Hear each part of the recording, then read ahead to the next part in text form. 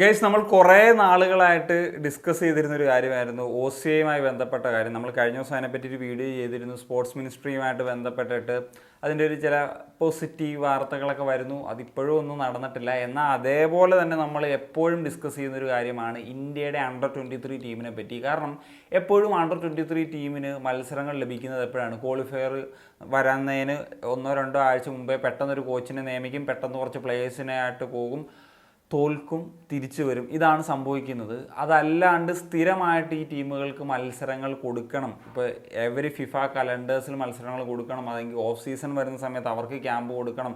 അങ്ങനെ ഒരു രീതിയിലേക്ക് കൊണ്ടുവരിക എന്ന് പറയുന്ന കാര്യം നമ്മൾ എപ്പോഴും പറഞ്ഞിരുന്നു. എന്താണെങ്കിലും ആ കാര്യത്തിൽ ഇപ്പോൾ ഒരു തീരുമാനത്തിലേക്കൊക്കെ എത്തുന്നു എന്നുള്ളതാണ്. ഇപ്പം ഖേൽ നൗവിൻ്റെയൊക്കെ ഒരു റിപ്പോർട്ട് പ്രകാരം അങ്ങനെ ഒരു പ്ലാൻ AFF ഇടുന്നു എന്നുള്ള ഒരു കാര്യമാണ് ഇപ്പോൾ പുറത്തേക്ക് വരുന്നത്. അപ്പോൾ അതിൻ്റെ ഭാഗമായിട്ട് ജൂണിലെ ഫിഫ കലണ്ടറിൽ മത്സരങ്ങൾ കളിക്കാനും പോകുന്നു എന്നുള്ളതാണ്. അപ്പം നൗഷാദ് മൂസ എന്ന് പറഞ്ഞിട്ടുള്ള പരിശീലകനായിരിക്കും ഇനി ഇന്ത്യയുടെ അണ്ടർ-23 ടീമിൻ്റെ പരിശീലകനായിട്ടും ഉണ്ടാകുക എന്നുള്ളതാണ്. ജൂൺ കലണ്ടറിൽ ഇന്ത്യ 2 മത്സരങ്ങളാണ് കളിക്കാൻ പോകുന്നത്. കിർഗിസ്ഥാൻ്റെ അണ്ടർ-23 ടീമിനെതിരെയും അതുപോലെ തന്നെ തജിക്കിസ്ഥാൻ്റെ അണ്ടർ-23 ടീമിനെതിരെയും. നല്ല സൈഡുകളാണ് എന്നുള്ളതും എടുത്തു പറയേണ്ട ഒരു കാര്യം തന്നെയാണ്.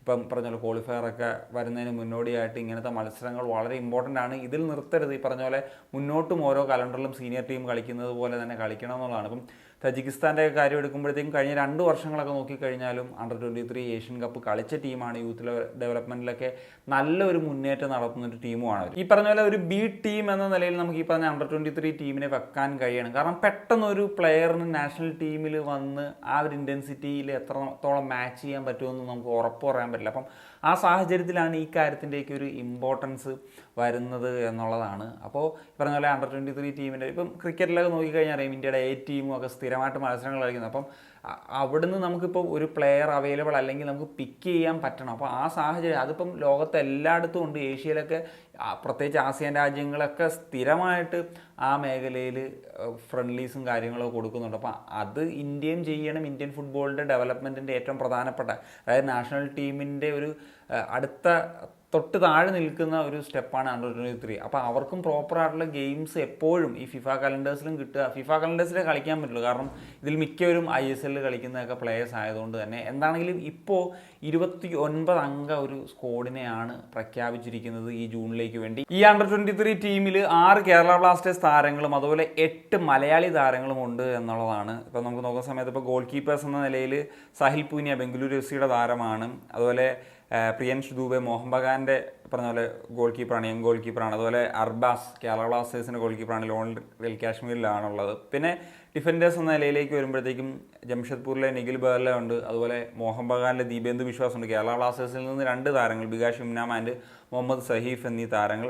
അതുപോലെ പഞ്ചാബ് FCയുടെ പരംവീർ സിംഗ് ഉണ്ട്. അതുപോലെ ഹൈദരാബാദ് FCയുടെ ക്ലറൻസോ സാവിയോ ഉണ്ട്. അതുപോലെ മുഹമ്മദിൻ്റെ സജാദ് ഹുസൈൻ ഉണ്ട്. ഒഡീഷയുടെ ശുഭം ഭട്ടാചാര്യ, ഈസ്റ്റ് ബംഗാളിൻ്റെ ശുഭം ദേ എന്നിവരാണ് ഡിഫൻഡേഴ്സ് എന്ന നിലയിലുള്ളത്. ഇനി മിഡ്ഫീൽഡേഴ്സിലേക്ക് വരുന്നൊരു സമയത്ത് വിപിൻ മോഹനൻ, കോറു സിംഗ്, ഐമൻ എന്നീ കേരള ബ്ലാസ്റ്റേഴ്സിൻ്റെ താരങ്ങളാണുള്ളത്. അതുപോലെ ബംഗളൂരു FCയിൽ നിന്ന് ഫനായി, വിനീത് വെങ്കടേഷ്, ഹർഷ് പാർത്തെ ആൻഡ് ചിവാൾഡോ എന്നിവരും. അതുപോലെ ഗോകുലം കേരളയിൽ നിന്ന് രാഹുൽ രാജു, മലയാളി പ്ലെയർ തന്നെയാണ്.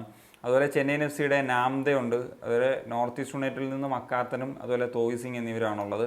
പഞ്ചാബ് FCയിൽ നിന്ന് മലയാളി താരമായിട്ടുള്ള സുഹൈലും അതുപോലെ കിപ്ജനുമാണുള്ളത്. ജംഷഡ്പൂരിൽ നിന്ന് സനാനും. ഫോർവേഡ്സിലേക്ക് വരുന്ന സമയത്ത് അലൻ സജി മലയാളി താരമാണ്, ജോസഫ് സണ്ണി മലയാളി താരമാണ്, പാർദീപ് ഗൊഗോയ് എന്നീ താരങ്ങളൊക്കെയാണ് ഉള്ളത് എന്നുള്ളതാണ്. ഇതിൽ പറഞ്ഞ പോലെ ചില അണ്ടർ-23 എലിജിബിൾ ആയിട്ടുള്ള ഇപ്പം സുഹേൽ ഭട്ടിനെ പോലത്തെ, അഭിഷേക് മിത്തെ പോലത്തെ ഉള്ള താരങ്ങൾ സീനിയർ ടീമിൽ ഇടം പിടിച്ചുകൊണ്ടാണ് ഇതിൽ ഉൾപ്പെടുത്താത്തത് എന്നുള്ള കാര്യം ഓർമ്മിപ്പിക്കുകയാണ്. എന്നാണെങ്കിലും ഈ ടീമിലെ ഏറ്റവും വലിയൊരു സ്ട്രെങ്ത് എന്ന് എനിക്ക് തോന്നുന്നത് വിങ്ങേഴ്സിൻ്റെ ഒരു സാന്നിധ്യമാണ്. കാരണം എത്രത്തോളം പ്ലേയേഴ്സാണ് ഇതിലുള്ളത് എന്നുള്ളത് നമുക്ക് പറയാൻ പറ്റും. ഇപ്പോൾ കോറു സിംഗ് ഉണ്ട്, സനാനുണ്ട്, ഐമാനുണ്ട്, വിനീത് വെങ്കടേഷ് ഉണ്ട്, തോയ് സിംഗ് ഉണ്ട്, സുഹൈലുണ്ട്. അങ്ങനെ നല്ല നല്ല പ്ലേയേഴ്സ്. അതുപോലെ സെൻറ്റർ ബാക്സിൻ്റെ കാര്യം എടുക്കുമ്പോഴത്തേക്കും ഫസ്റ്റ് ചോയ്സ് ആയിട്ടൊക്കെ തന്നെ അല്ലെങ്കിൽ ഗെയിം ടൈം കിട്ടുന്ന പരംവീറും ദീപേന്ദു വിശ്വാസും ബികാഷ് ഇംനാം എന്നീ താരങ്ങളുടെ സാന്നിധ്യമുണ്ട്. ഇനി എനിക്ക് ഒരു വീക്ക്നെസ് എന്ന് പറയാൻ പറ്റുന്നത് ഇപ്പം ഗോൾ കീപ്പേഴ്സിൻ്റെ നിലയിൽ ഭയങ്കര ഒരു എക്സ്പീരിയൻസ്ഡ് ആയിട്ടുള്ള അല്ലെങ്കിൽ അധികം മാച്ചസ് തന്നെ കളിച്ചിട്ടുള്ള പ്ലേയേഴ്സ് ഒന്നും ഇല്ല എന്നുള്ളത് ഒരു കാര്യമാണ്.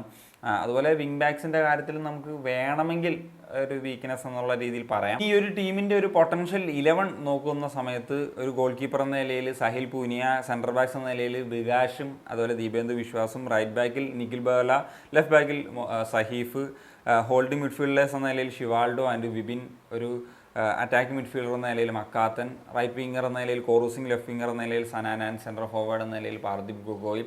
ഇതാണ് പറയുന്നത്. എന്താണെങ്കിലും പറഞ്ഞ പോലെ ഒരു ഹാപ്പി ആയിട്ടുള്ളൊരു ന്യൂസ് തന്നെയാണ് ഈ അണ്ടർ-23 ആയി ബന്ധപ്പെടുന്നത്. കാരണം അത്രയും നിങ്ങൾ ചാനൽ ഫോളോ ചെയ്യുന്ന നമ്മൾ എപ്പോഴും ഇങ്ങനെ പറഞ്ഞുകൊണ്ടിരിക്കുന്ന ഒരു കാര്യമാണ്. അപ്പോൾ അതിലൊരു ലോങ് ടേം പ്ലാനൊക്കെ ഉണ്ടാകുന്നു എന്ന് പറയുന്നത് നല്ല വാർത്തയാണല്ലോ.